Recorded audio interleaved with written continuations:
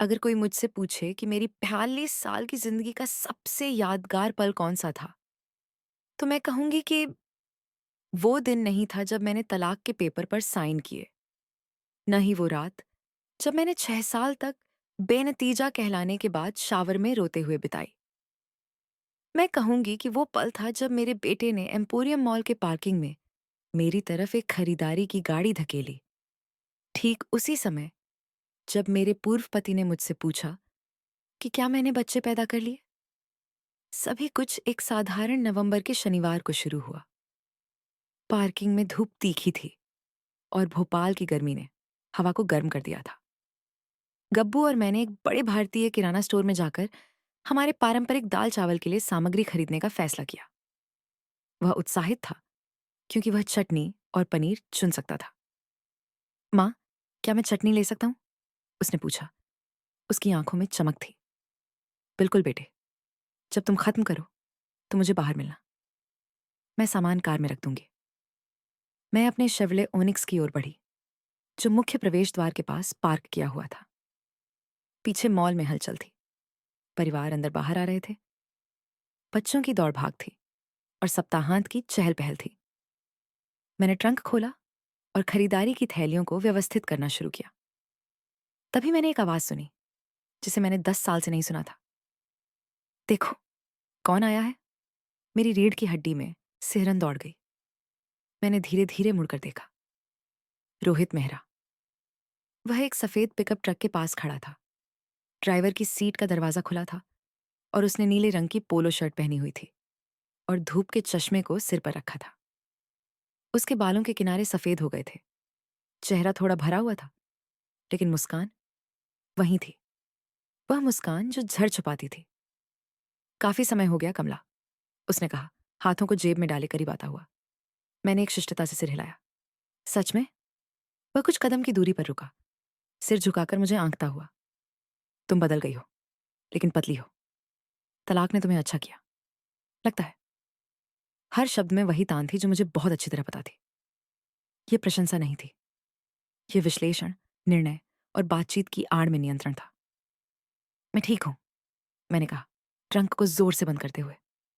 रोहित के चेहरे पर एक तिरछी मुस्कान आई। तो कमला, एक बात बताओ, क्या तुम बच्चों को जन्म देने में सफल हुई हो या अभी भी बंजर हो? उसके शब्द सीधे निशाने पर लगे, जैसे हमेशा लगते थे। 10 साल और वह अभी भी उसी जख्म पर वार कर रहा था। शादी के 6 सालों में हर नकारात्मक परीक्षण एक सजा थी। हर डॉक्टर की सलाह एक अपमान थी। रोहित मुझे कभी पत्नी नहीं कहता था। वह मुझे यहां नहीं कर सकती कहकर बुलाता था। मैंने गहरी सांस ली, सूरज की गर्मी मेरी गर्दन पर महसूस करते हुए। रोहित, यह तुम्हारी बात नहीं है। वह हंसा, एक सूखी और निर्दय हंसी। जो महिलाएं बच्चे नहीं पैदा कर सकती, उनके पास कहने के लिए कुछ नहीं होता। लेकिन कोई बात नहीं कमला, कम से कम तुम अकेले ही अच्छा कर रही हो। मैंने जवाब देने के लिए मुंह खोला, लेकिन एक आवाज ने मुझे रोका। खरीदारी की गाड़ी के पहियों की चरचराहट। माँ, मैंने सब ले लिया। मुझे सही से परिचय देने दो। मेरा नाम कमला शर्मा है। मैं 35 साल की हूँ और भोपाल में रहती हूँ। मैं एक सरकारी स्कूल में हिंदी की शिक्षिका हूँ। शादी के 6 सालों में मुझे बेनतीजा, बंजर और फलहीन पेड़ कहा गया।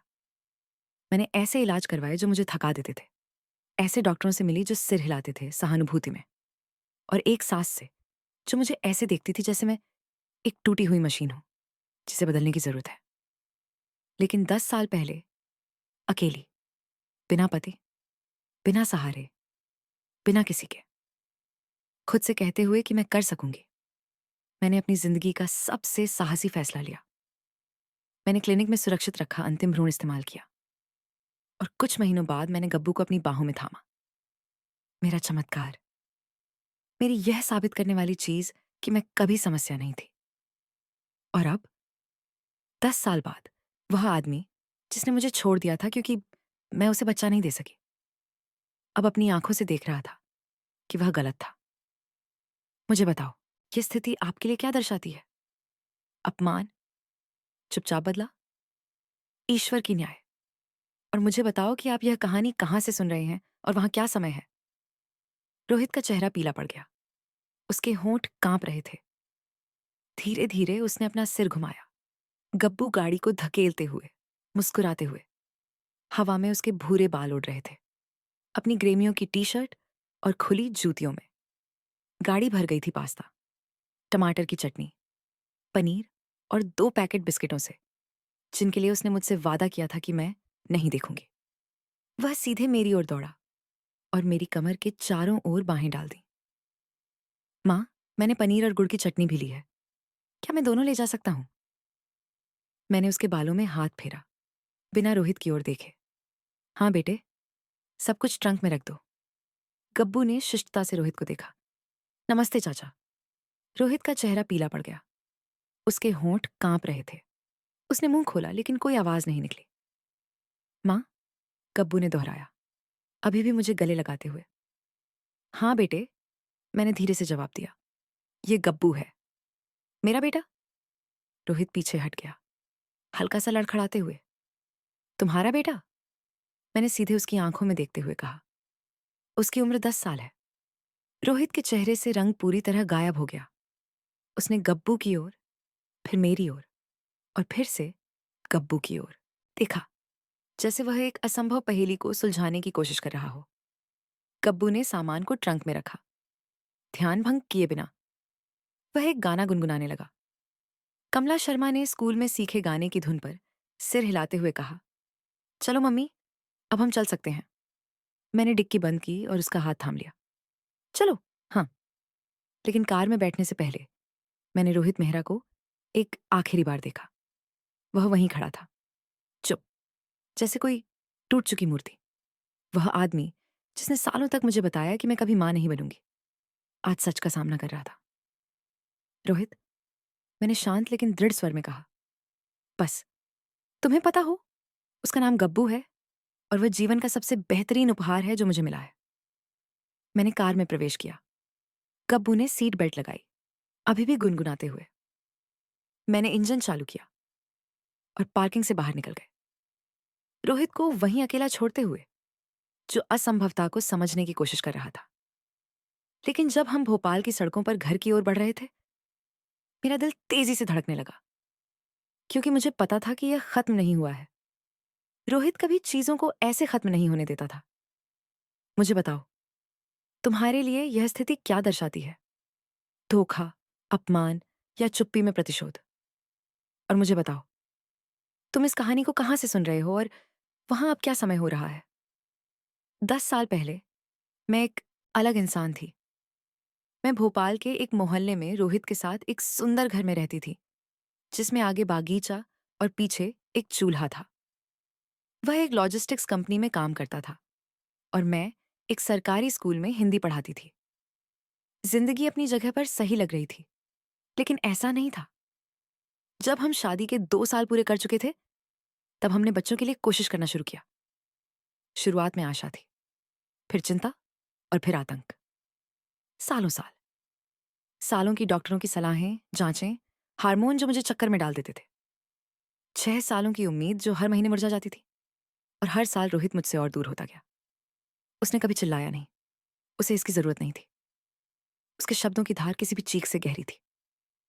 कमला, मेरी माँ फिर से पूछ रही है, मैं उसे क्या बताऊं? कमला, डॉक्टर ने कहा है कि समस्या तुम्हारी है ना? कमला, दफ्तर में सभी के बच्चे हैं, मैं ही एकमात्र हूं जो ऐसा नहीं कर पा रहा। कितनी शर्म की बात है। उसकी माँ इवोने जी इससे भी बुरी थी। वह परिवार की बैठकों में मुझ पर दया भरी नजर डालती थी, हमेशा दूसरों की बेटियों के बारे में बात करती थी, हमेशा मेरी आंखों के सामने गर्भवती चचेरी बहनों के पेट पर हाथ रखती थी। एक बार क्रिसमस के जश्न में उन्होंने मुझे एक माला दी और कहा, बेटा, प्रार्थना करो, सिर्फ एक चमत्कार ही है। लेकिन सबसे बुरा एक बरसात वाली रात में हुआ। हम एक और क्लिनिक से लौट रहे थे, जहां प्रजनन के लिए सलाह दी गई थी। डॉक्टर ने इन विट्रो फर्टिलाइजेशन का सुझाव दिया। यह हमारा आखिरी मौका था। रोहित चुपचाप गाड़ी चला रहा था, उसके हाथ स्टीयरिंग व्हील पर मजबूती से थे। बारिश की बूंदें कांच पर गिर रही थीं और वाइपर एक उदास रिदम में चल रहे थे। क्या हम कोशिश करें? मैंने कमजोर आवाज में पूछा। उसने तुरंत जवाब नहीं दिया, बस गाड़ी चलाते रहे। एक लंबे चुप्पी के बाद उसने कहा, कमला, यह बहुत महंगा है और इसकी कोई गारंटी नहीं है। मैं जानती हूं, लेकिन यह हमारा मौका है। उसने गहरी सांस ली। मुझे नहीं पता कि क्या यह सही है। ये शब्द कार की गीली हवा में लटके रहे। क्या यह सही है? नहीं, उपचार नहीं। मैं ही सही नहीं थी। फिर भी हमने करने का फैसला किया। हमने क्लिनिक में कागजात पर हस्ताक्षर किए, भ्रूणों के ठंडे करने की अनुमति दी। 2 हस्ताक्षर, मेरा और उसका, नर्स मारियाना की गवाहियों के साथ, जो थकी हुई आंखों वाली एक दयालु महिला थी, जिसने मेरे हाथ को थाम लिया जब मैं हस्ताक्षर करते समय कांप रही थी। सब ठीक होगा, उसने फुसफुसाते हुए कहा।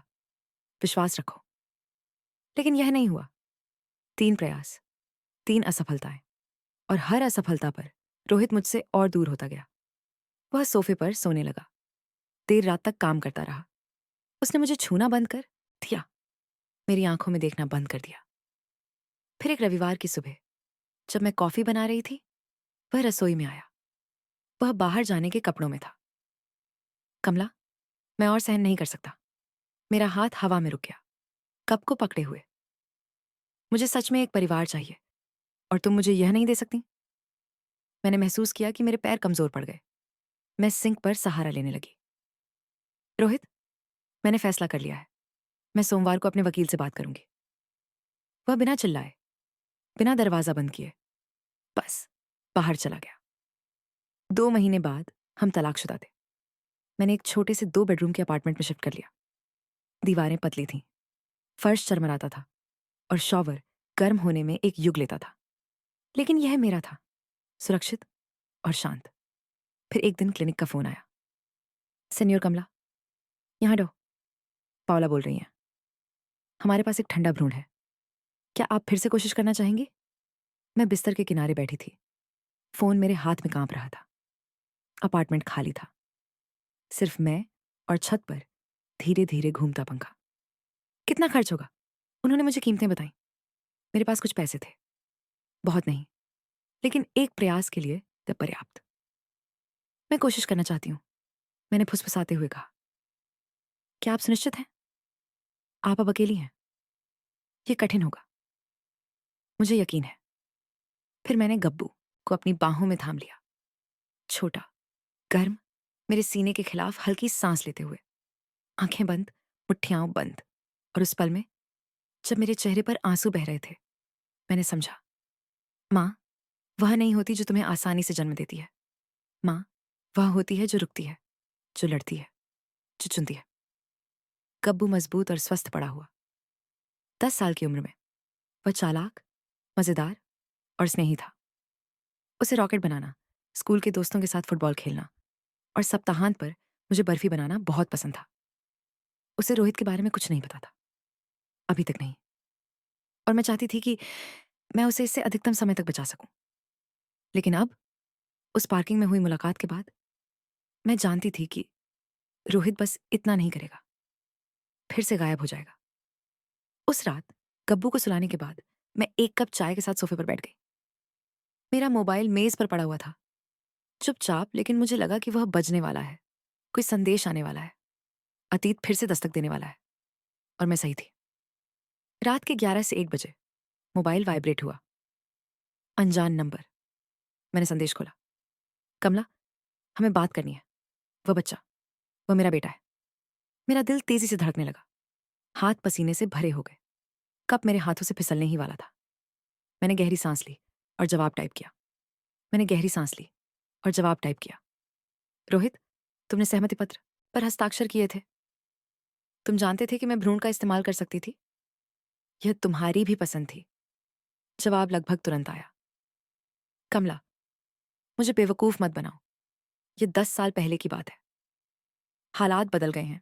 मुझे उस पर अधिकार है। मेरा पेट मरोड़ने लगा।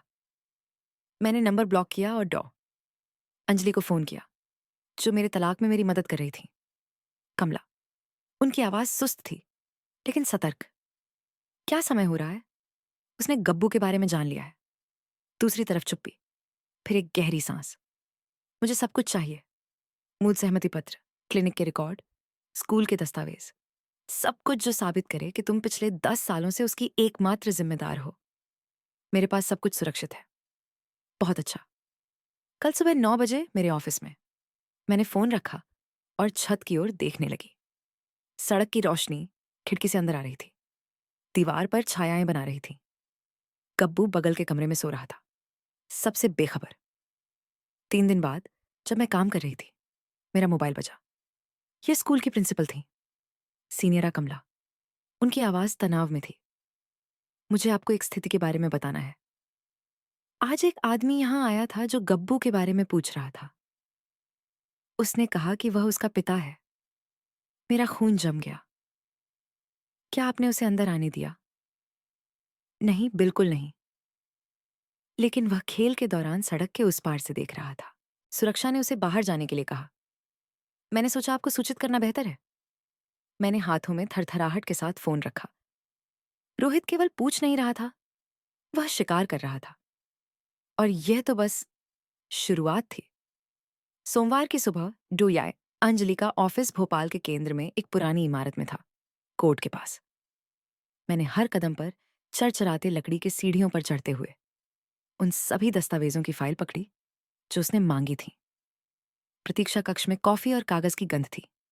एक महिला एक पत्रिका पलट रही थी और एक आदमी सूट में मोबाइल पर टाइप कर रहा था। मुझे केवल 5 मिनट इंतजार करना पड़ा जब मैंने अपना नाम सुना। कमला शर्मा, डॉ।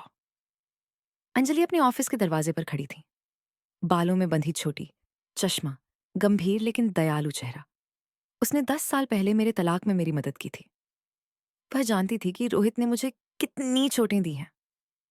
अंदर आओ। ऑफिस छोटा था लेकिन व्यवस्थित। कानून की किताबों से भरी अलमारी, खिड़की पर एक पौधा और समुद्र किनारे पर उसके परिवार की एक फ्रेम की हुई फोटो। मैंने टेबल के सामने वाली कुर्सी पर बैठ गई जब उसने एक नई फाइल खोली। मुझे शुरुआत से सब बताओ, उसने कहा, पेन हाथ में लिए। मैंने एम्पोरियम मॉल में हुई मुलाकात, जब गब्बू आया, रोहित का चेहरा, संदेशों के बारे में, स्कूल में उस आदमी के बारे में जो मेरे बेटे को देख रहा था, सब बताया। वह सब कुछ नोट कर रही थी, केवल विशिष्ट प्रश्न पूछने के लिए रुकते हुए। क्या तुम्हारे पास मूल सहमति पत्र है? हाँ, यहाँ है। मैंने दस्तावेज फाइल से निकाला। 2 हस्ताक्षर, मेरा और उसका। तारीख 17 अगस्त 2015। गवाह मरियाना कोस्टा, नर्स डॉ। अंजलि ने हर लाइन, हर मुहर का निरीक्षण किया। यह सोना है कमला। उसके पास तुम्हारी हिरासत को चुनौती देने का कोई कानूनी आधार नहीं है, लेकिन वह कोशिश कर सकता है, कोशिश करेगा और करेगा। उसने चश्मा हटाया और सीधे मेरी आंखों में देखा। रोहित जैसे पुरुष नियंत्रण खोना नहीं चाहते। उसने तुम्हें छोड़ा क्योंकि तुम समस्या थी। अब जब गब्बू है, उसकी कहानी ढह रही है। वह बच्चे को प्यार के लिए नहीं, बल्कि गर्व के लिए चाहता है। ये शब्द गहराई से लगे क्योंकि ये सच थे। मैं क्या करूं? सबसे पहले हम सब कुछ दर्ज करेंगे। हर संदेश, हर अनधिकृत उपस्थिति, हर संपर्क का प्रयास। दूसरा, मैं एक सुरक्षा आदेश दायर करूंगी। वह तुम्हारे स्कूल या तुम्हारे घर के पास बिना न्यायालय की अनुमति के नहीं आ सकता। तीसरा, उसने रुकते हुए कहा, गब्बू को तैयार करो। अब भी नहीं, लेकिन जल्द ही। उसे समझने की जरूरत होगी कि क्या हो रहा है। मैं ऑफिस से एक भारी मन के साथ निकली, लेकिन साथ ही एक योजना भी थी। पार्किंग से बाहर निकलने के बाद पहली बार मुझे लगा कि मैं अकेली नहीं लड़ रही हूं। 2 दिन बाद गब्बू स्कूल से उत्साहित लौटा। माँ, देखो। उसने एक रंगीन रॉकेट का चित्र दिखाया जिसमें चारों ओर सितारे थे। शिक्षक ने कहा कि यह कक्षा का सबसे अच्छा चित्र है। यह बहुत सुंदर है। प्यार। मैंने चित्र को फ्रिज पर एक मैग्नेट से लगा दिया। जब वह मेज पर बिस्कुट खा रहा था, मेरा मोबाइल फिर से वाइब्रेट हुआ। फिर से अनजान नंबर। मैंने संकोच किया, लेकिन उठाया। कमला। आवाज महिला थी, नरम लेकिन घबराई हुई। आप कौन है? मेरा नाम जेसिका है। मैं रोहित से शादीशुदा हूं। मेरा पेट भारी हो गया। मैंने गब्बू की ओर देखा, जो चित्र बनाने में व्यस्त था। मैं कमरे में गई और दरवाजा बंद कर लिया। आप क्या चाहती हैं? मैं? मुझे आपके बारे में, गब्बू के बारे में कुछ नहीं पता था। रोहित ने कभी मुझे कुछ नहीं बताया। उसकी आवाज़ काँप रही थी। मैंने सलूचाई में सुना। मैंने उसे उसकी माँ से फ़ोन पर बात करते हुए सुना। दादी इवोन बहुत गुस्से में थी। कह रही थी कि उसे बच्चे का दावा करना चाहिए, इससे पहले कि बहुत देर हो जाए। दादी इवोन? बिल्कुल। जेसिका, आप मुझे क्यों कॉल कर रही हैं? क्योंकि मैं गर्भवती हूँ। उसने गहरी सांस ली, जुड़वा, और मैंने महसूस किया। मैंने समझा कि रोहित ये सब नहीं कर रहा है। कमला शर्मा अपने बेटे गब्बू के बारे में सोच रही थी। उसके पिता रोहित मेहरा की माँ, इवोनी, उसे लगातार परेशान कर रही थी। उसने कहा कि यह शर्मनाक है कि उसके बेटे का पिता नहीं है और लोग उनके परिवार के बारे में बुरा कहेंगे। कमला का सिर दर्द करने लगा तो रोहित वही कहानी दोहरा रहा था। उसकी आवाज टूट गई और कमला नहीं चाहती थी कि उसके बच्चे ऐसे माहौल में बड़े हों। इसलिए वह रोहित को चेतावनी दे रही थी। इवोनी ने एक महंगे वकील को रखा था। वे अगले हफ्ते साझा अभिरक्षा का अनुरोध दायर करने वाले थे। कमला को ऐसा लगा जैसे जमीन उसके पैरों के नीचे से खिसक गई हो। साझा अभिरक्षा? क्या वह सिर्फ मिलने की इच्छा नहीं रखता? नहीं, इवोनी चाहती थी कि गब्बू उनके करीब रहे। उसे यह सहन नहीं हो रहा था कि कमला ने खुद वो सब कुछ हासिल कर लिया जो उसने असंभव कहा था। और एक और बात थी। जेसिका ने संकोच किया। उसे पता चला कि गब्बू कानूनी वारिस है। भविष्य में उसे परिवार की लॉजिस्टिक्स कंपनी और खेतों पर अधिकार मिलेगा। इससे वह पागल हो गई। अब यह गब्बू के बारे में नहीं था। यह नियंत्रण, विरासत और कमला को अंतिम शब्द न कहने देने के बारे में था। जेसिका, धन्यवाद कि तुमने मुझे बताया। कमला, मैं जानती हूं कि हम एक दूसरे को नहीं जानते, लेकिन अगर तुम्हें रोहित के चरित्र के बारे में किसी से गवाही चाहिए तो मैं तैयार हूं। मेरे बच्चों को एक अच्छे पिता की जरूरत है और गब्बू को शांति। जब मैंने फोन रखा तो मैं बिस्तर पर काफी देर तक बैठी रही। कमरे की दीवारें और भी तंग लग रही थीं। बाहर की सड़क की आवाज दूर सुनाई दे रही थी। गब्बू ने दरवाजे पर दस्तक दी। माँ, क्या तुम ठीक हो? मैंने तेजी से आंसू पोंछे। हाँ बेटा, बस थक गई हूं। उसने मेरी कमर के चारों ओर बाहें डाल दी और मैंने उसे मजबूती से पकड़ लिया। मेरा बेटा, मेरी लड़ाई का कारण मुझे टिप्पणियों में बताओ। क्या तुम्हें लगता है कि जेसिका ईमानदार है या यह एक चाल है? और तुम कमला की जगह क्या करोगे? गुरुवार को मैंने गब्बू को कंडीशनिंग फुटबॉल प्रैक्टिस पर ले गई, जो कंडीशियम के पास के मैदान में था। क्या कंडी नाम क्या है? मुझे हमेशा भ्रम होता है। वह खेलने में बहुत खुश था, भले ही वह छोटा और थोड़ा असंयमित था। वह हमेशा पसीने में लथपथ और खुश होकर लौटता। माँ, क्या मैं बाद में आइसक्रीम ले सकता हूँ? अगर तुम कम से कम एक गोल कर दो। वह दोस्तों को बुलाते हुए मैदान की ओर दौड़ पड़ा। मैं अन्य माताओं के साथ लकड़ी की बेंच पर बैठ गई। नवंबर के अंत में भोपाल में सूरज तेज चमक रहा था। मुझे आराम करना चाहिए था, अपने बेटे को खेलते हुए देखना चाहिए था, लेकिन मेरी आंखें चारों ओर देख रही थीं। तभी मैंने एक आदमी को ग्रिल के दूसरी ओर खड़ा देखा। हल्के नीले रंग की शर्ट पहने हुए, धूप के चश्मे के साथ, हाथों को जेब में डाले। वह खेल को नहीं देख रहा था, बल्कि गप्पू को देख रहा था। रोहित। मेरा दिल तेजी से धड़कने लगा। मैंने उठकर तेजी से ग्रिल की ओर बढ़ी। तुम यहां क्या कर रहे हो? मेरी आवाज मेरी अपेक्षा से ऊंची थी। उसने धूप का चश्मा उतार लिया। उसकी आंखें थकी हुई और गहरी थीं। मैं सिर्फ उसे खेलते देखना चाहता था। तुम यहां रहने के लिए ज्यादा नहीं हो कमला। वह भी मेरा बेटा है।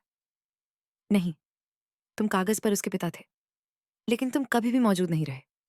तुम अचानक आकर यह नहीं सोच सकते कि तुम्हें उस पर अधिकार है क्योंकि तुम्हारी माँ ने कहा।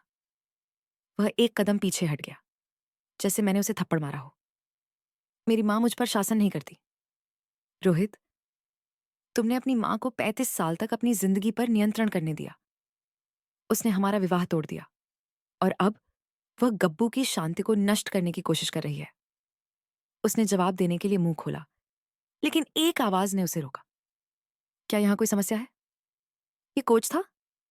एक लंबे आदमी की सफेद मूछें थी। उसने रोहित को शंका से देखा। कोई समस्या नहीं, मैंने जल्दी से कहा। वह पहले ही जा रहा था। रोहित ने फिर से धूप का चश्मा पहन लिया। कमला, तुम मुझे अपने बेटे से मिलने से हमेशा नहीं रोक सकती। मैं रोक नहीं रही हूं, मैं उसे शतरंज के मोहरे के रूप में इस्तेमाल होने से बचा रही हूं। मेरी आवाज थरथराई। अगर तुम सच में पिता बनना चाहते हो तो साबित करो, लेकिन वकीलों और धमकियों के साथ नहीं, इज्जत से। वह कुछ देर के लिए खड़ा रहा। उसकी जबान तनी हुई। फिर उसने मुड़कर चला गया। मैं कमजोर पैर के साथ बेंच पर वापस लौट गई। एक माँ ने मेरे हाथ पर हाथ रखा। क्या तुम ठीक हो? मैं ठीक हूं, मैंने झूठ बोला। लेकिन जब गब्बू मैदान से दौड़ते हुए बाहर आया, पसीने में लथपथ और मुस्कुराते हुए, चिल्लाते हुए, माँ, मैंने 2 गोल किए। मैंने उसे जैसे यह आखिरी बार हो गले लगाया। उस रात गब्बू को सुलाने के बाद मैंने डॉक्टर आंद्रेया को फोन किया। वह फुटबॉल प्रैक्टिस में दिखाई दिया। कमला, यह स्पष्ट उल्लंघन है। मैं सुरक्षा उपाय को तेज करूंगी। कल सुबह मैं अदालत जाऊंगी। और अगर यह पर्याप्त नहीं हुआ। उसने 1 सेकंड के लिए चुप्पी साध ली।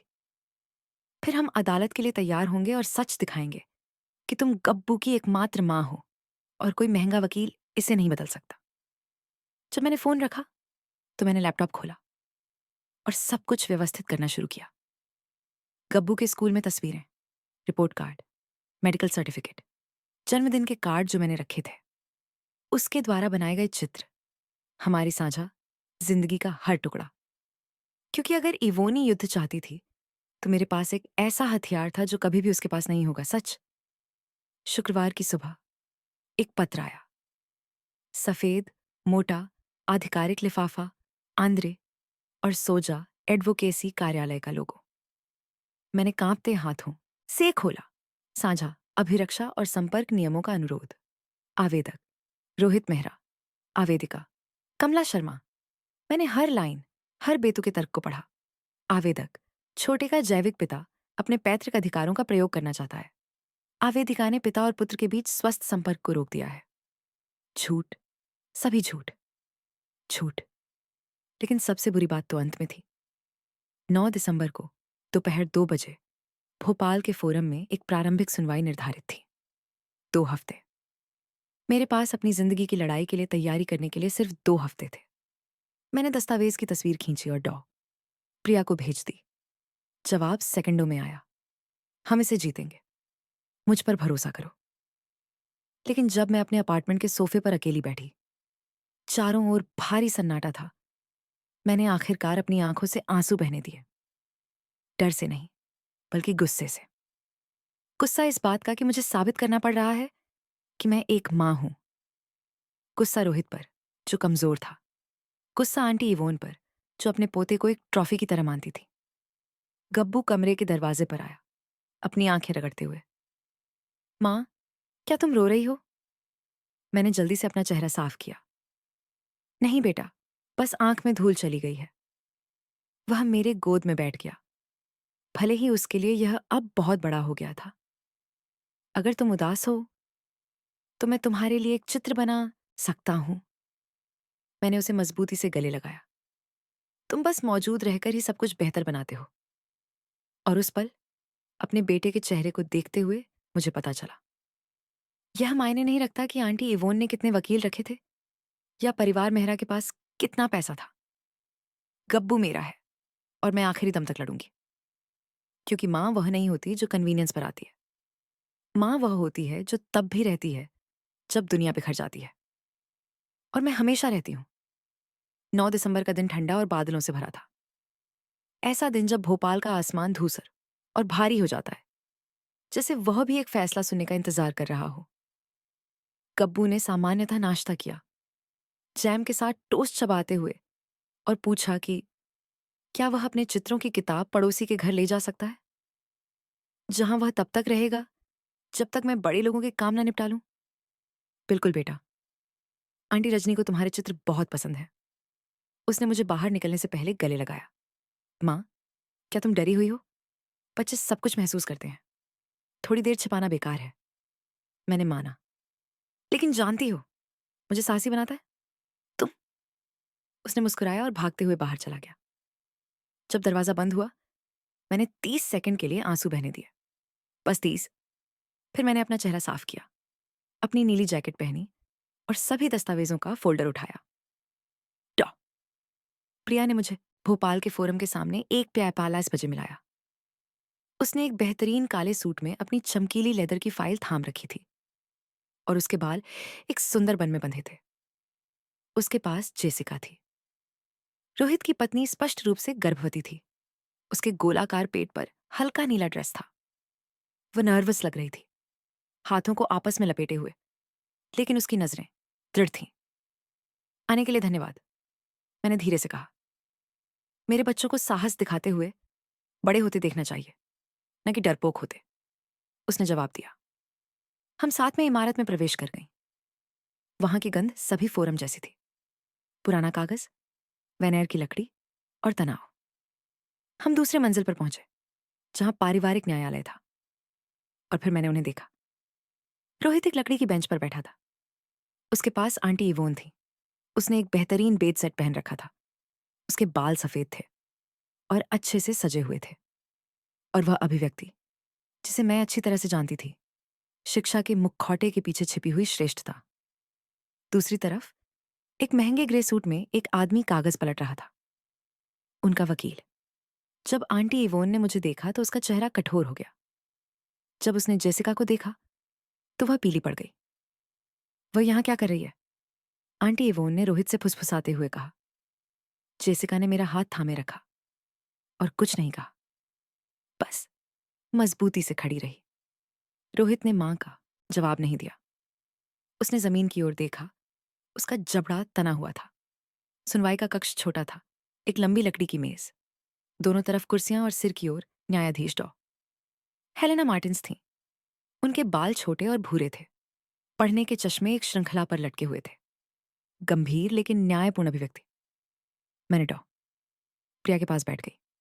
दूसरी तरफ रोहित, आंटी इवोन और वकील डॉ फर्नांडो अंड्राडे थे। न्यायाधीश ने हल्का सा हथौड़ा मारा। चलिए शुरू करते हैं।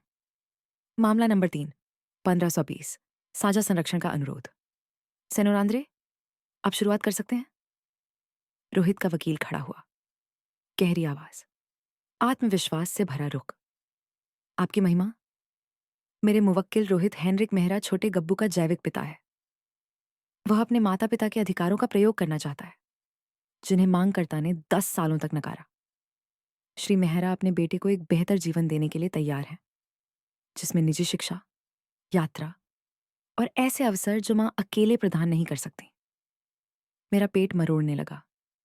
वह रोहित को उद्धारक और मुझे अपर्याप्त दिखा रहा था।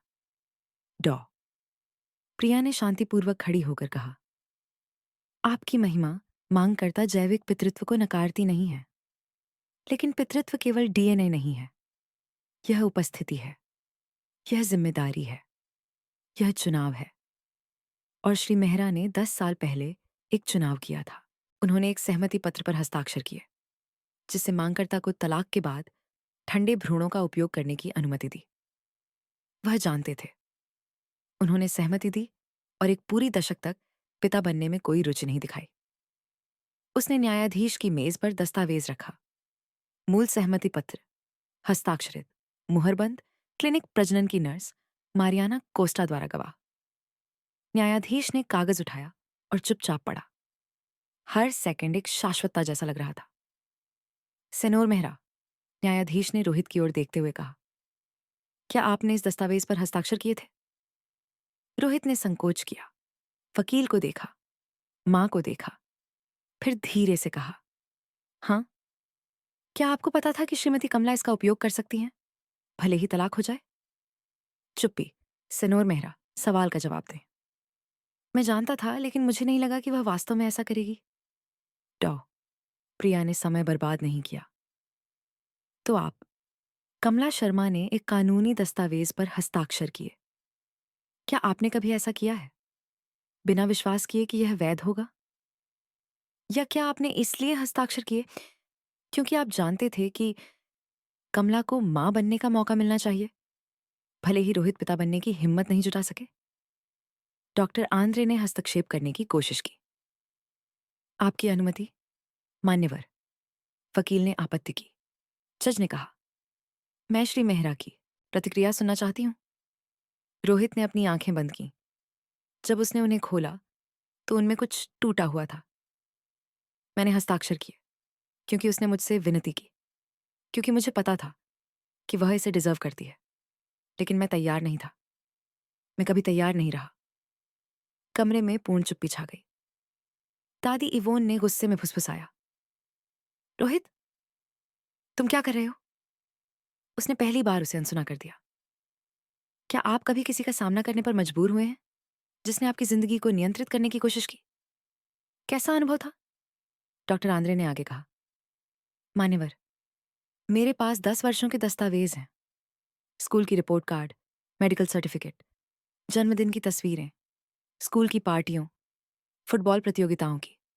सब कुछ कमला ने अकेले संभाला, बिना एक पैसे के भरण पोषण के, बिना किसी दौरे के, बिना किसी कॉल के। गब्बू पिता के रूप में श्री मेहरा को नहीं जानते क्योंकि उन्होंने कभी जिम्मेदारी नहीं ली। उसने मेज पर कागजों का एक ढेर रखा। हर एक एक जीवित प्रमाण है उस प्यार का जो मैंने बनाया। फिर उसने जेसिका को बुलाया। मान्यवर, मैं श्री मेहरा की वर्तमान पत्नी की आवाज सुनना चाहती हूँ। जेसिका उठी। उसके हाथ पेट पर हल्के से कांप रहे थे।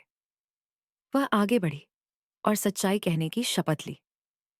जेसिका, क्या आपको इस हफ्ते से पहले गब्बू के बारे में पता था? डॉक्टर आंद्रे ने धीरे से पूछा। नहीं, जेसिका ने दृढ़ता से उत्तर दिया। रोहित ने कभी मुझे नहीं बताया। मैंने स्लूचर से उसकी मां के साथ एक बातचीत सुनकर जाना। आपने क्या सुना? जेसिका ने गहरी सांस ली।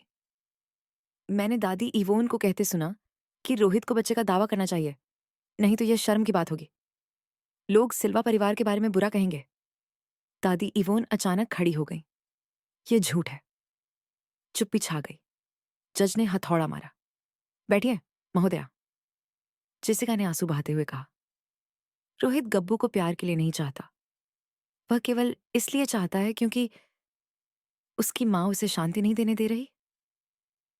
मैं नहीं चाहती कि मेरे बच्चे उस माहौल में बड़े हों जहां बच्चों को ट्रॉफियों की तरह देखा जाता है। वकील डॉक्टर आंद्रे ने उसकी बात को खारिज करने की कोशिश की। आप भावनात्मक रूप से गर्भावस्था की वजह से आहत हैं। यह तथ्य को बिगाड़ सकता है। मेरे पास रिकॉर्डिंग है, जेसिका ने बीच में ही कहा। कमरे में सन्नाटा छा गया। उसने अपने बैग से फोन निकाला और मेज पर रख दिया। मैंने उसकी दादी के साथ उसकी बातचीत रिकॉर्ड की है। अगर जरूरत पड़ी तो मैं यहां चला सकती हूं। जज ने सिर हिलाया। चलाइए। जेसिका ने प्ले बटन दबाया। रोहित की आवाज ने थके हुए कमरे को भर दिया। मां, मैं यह नहीं करना चाहता। गब्बू मुझे नहीं जानता। रोहित, तुम पैथेटिक हो। वह औरत तुम्हें नीचा दिखा रही है। उसने अकेले एक बच्चा पाया है और अब वह परिवार की संपत्ति का हिस्सा पाएगा, बिना सिल्वा सरनेम के। तुम्हें इस बच्चे का दावा करना होगा, भले ही केवल परिवार की इज्जत बचाने के लिए। जो चुप्पी उसके बाद थी, वह विनाशकारी थी। रोहित अपने हाथों में चेहरा दबाए बैठा था। दादी इवोन मोम की तरह पीली। जज ने चश्मा उतारकर दादी इवोन को देखा। आपके खिलाफ मेडिकल रिकॉर्ड्स तक अवैध पहुंच की कोशिश के लिए जांच चल रही है। यह सुनकर साफ है कि सिल्वा परिवार का हित बच्चे की भलाई नहीं, बल्कि संपत्ति का नियंत्रण और सामाजिक अहंकार है। उसने रोहित की ओर मुड़कर कहा, श्री मेहरा, क्या आपके पास कुछ कहने के लिए है? रोहित ने धीरे धीरे सिर उठाया, मेरे चेहरे की ओर देखा और पहली बार 10 वर्षों में मैंने उसमें कुछ वास्तविक देखा। पछतावा। मैं एक कायर था, उसने कहा। आवाज में टूटन थी। मैंने अपनी मां को अपने विवाह को नष्ट करने दिया। मैंने उसे विश्वास दिलाया कि कमला समस्या है। और अब मैं वही सब फिर से कर रहा हूं। गब्बू को मेरी जरूरत नहीं है। उसे शांति की जरूरत है। और कमला हमेशा उसे यह दे पाई। दादी इवोन ने कुछ कहना चाहा, लेकिन रोहित ने उसे रोका। बस, मां, बस। जज ने आखिरी बार हथौड़ा मारा। सभी दस्तावेजों और गवाहियों के विश्लेषण के बाद यह अदालत निर्णय लेती है। पूर्ण अभिभावकत्व कमला शर्मा के पास रहेगा। साझा अभिभावकत्व की याचिका खारिज की जाती है। पर्यवेक्षित द्वारे केवल कम से कम उम्र के बच्चे गब्बू की सहमति से बाल मनोवैज्ञानिक के साथ अनुमति दी जाएगी। श्री रोहित मेहरा को 10 वर्षों की पूर्व भुगतान भरण पोषण की राशि का भुगतान करने का आदेश दिया जाता है, जो कि बच्चे के नाम पर बचत खाते में जमा की जाएगी। दादी इवोन सिल्वा को बच्चे के साथ किसी भी तरह का सीधा या अप्रत्यक्ष संपर्क करने से रोक दिया जाता है। यदि वह इसका उल्लंघन करती है तो उन्हें कानूनी कार्रवाई का सामना करना पड़ेगा। हथौड़ा गरजने की तरह गूंजा। मैंने जीत हासिल की। गब्बू सुरक्षित था। मैं डॉक्टर आंद्रे और जेसिका के साथ न्यायालय से बाहर निकली। सूरज बादलों के बीच से निकला, फर्नांडो मछाड़ो एवेन्यू को रोशन करते हुए। मैंने गहरी सांस ली, जैसे यह पहली बार हो। धन्यवाद, मैंने जेसिका से कहा। आपने मेरे बेटे को बचाया। उसने आंसू पोंछते हुए मुस्कुराया। मैंने अपने बच्चों को भी बचाया। हम फुटपाथ पर गले मिले। दो माताएं जिन्होंने साहस चुना। रोहित कुछ मिनटों बाद अकेला निकला। दादी इवोन शायद गुस्से में और अपमानित होकर दूसरी सैलिडा से चली गई। वह मुझसे कुछ मीटर की दूरी पर रुका। कमला, मैंने मुड़कर कहा। मैं माफी का हकदार नहीं हूं, उसने कहा, लेकिन धन्यवाद कि आप वह मां बनी जो मैं कभी पिता बनने की हिम्मत नहीं जुटा सका। मैंने कोई जवाब नहीं दिया, बस क्योंकि कुछ घाव भर जाते हैं पर निशान रह जाते हैं, और यह ठीक है। मैं कमला शर्मा के घर पहुंची। गब्बू फर्श पर चित्र बना रहा था। जैसे ही उसने मुझे देखा, वह सब छोड़कर मेरे पास दौड़ा। मां, देखो मैंने क्या बनाया है। ये एक रॉकेट है जो हमें चांद पर ले जाएगा। मैंने उसे इतनी मजबूती से गले लगाया कि वह हंस पड़ा। मां, आप मुझे कुचल रही हैं। माफ करना बेटा, असल में मैं तुमसे बहुत प्यार करती हूँ। उस रात जब वह सो रहा था, मैं सोफे पर बैठ गई और चाय की एक कप के साथ लैपटॉप खोला। मैंने कुछ नहीं लिखा, ना कोई कानूनी दस्तावेज, ना कोई बचाव, बस अपने सपनों की एक सूची बनाई। वो चीजें जो मैं करना चाहती थी, वो जगह जहां मैं गब्बू को ले जाना चाहती थी, वो किताबें जो मैं पढ़ना चाहती थी, वो जिंदगी जो मैं जीना चाहती थी। क्योंकि वर्षों में पहली बार मैं दौड़ नहीं रही थी, ना ही अपने आप को बचा रही थी। मैं बस जी रही थी। 3 महीने बाद गब्बू मेरे पास सोफे पर बैठा और पूछा, माँ, वो आदमी, क्या वो मेरे पिता हैं? मैंने गहरी सांस ली। सच हमेशा मेरी वादा थी उसके लिए। जीव वैज्ञानिक रूप से हाँ, लेकिन पिता होना इससे ज्यादा है गब्बू। ये मौजूद रहना है, देखभाल करना है, प्यार करना है। और वो, जब तुम पैदा हुए थे तब वह तैयार नहीं था? गब्बू ने कुछ पल सोचा। मैं उसे जानना चाहता हूं, लेकिन सिर्फ जब आप चाहें और जब आप तैयार हों। कोई जल्दी नहीं है। उसने सिर हिलाया। मुझे लगता है कि अभी मैं नहीं चाहता। कोई बात नहीं, सिर्फ हम दोनों। मैंने उसकी फॉरहेड पर चुंबन दिया। सब ठीक है। जीवन अपनी मांगें पूरी करता है, और मैंने सीखा कि न्याय हमेशा जल्दी नहीं आता, लेकिन जब आता है तो पूरा आता है। आज गब्बू 10 साल का है, खुश, सुरक्षित, प्यार किया हुआ, रॉकेट बनाता है, फुटबॉल खेलता है और मेरे साथ वीकेंड्स पर ब्रिगेडेरो बनाता है। और जब वह सोने से पहले मुझे गले लगाता है तो मुझे पता है कि हर एक निशान की कीमत है। क्योंकि माँ वो नहीं होती जो जन्म देती है। माँ वह होती है जो रहती है, जो सुरक्षा करती है, जो हर दिन और अधिक प्यार चुनती है, भले ही दुनिया कितनी भी चोट पहुंचाए। रोहित कभी कभी मुझे फोन करता है, पूछता है गब्बू कैसे है, जन्मदिन पर उपहार भेजता है। शायद एक दिन वह सच में पिता बनेगा, शायद नहीं, लेकिन यह अब मेरी समस्या नहीं है। जेसिका ने जुड़वा बच्चों को जन्म दिया, 2 प्यारे लड़के। हम व्हाट्सएप पर मातृत्व के टिप्स साझा करते हैं और बच्चों की परवरिश की हलचल पर हंसते हैं। उसने अदालत के 6 महीने बाद रोहित से अलग होने का फैसला किया। कहा कि उसे एक आदमी चाहिए, ना कि एक मां के नियंत्रण में रहने वाला लड़का। दिशा आंटी ने कभी भी संपर्क करने की कोशिश नहीं की।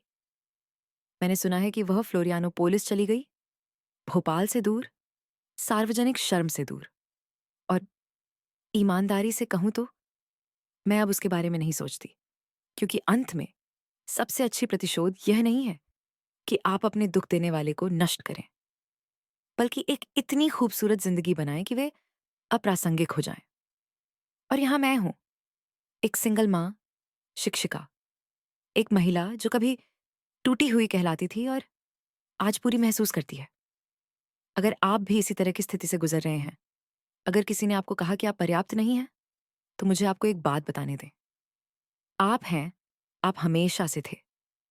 और जब दुनिया आपको कहती है कि कुछ असंभव है, तो गब्बू को याद करें। मेरे बेटे को जो अस्तित्व में नहीं होना चाहिए था, लेकिन वह है। सांस लें, प्यार करें, सपने देखें, क्योंकि चमत्कार होते हैं। और कभी-कभी चमत्कार आप खुद होते हैं।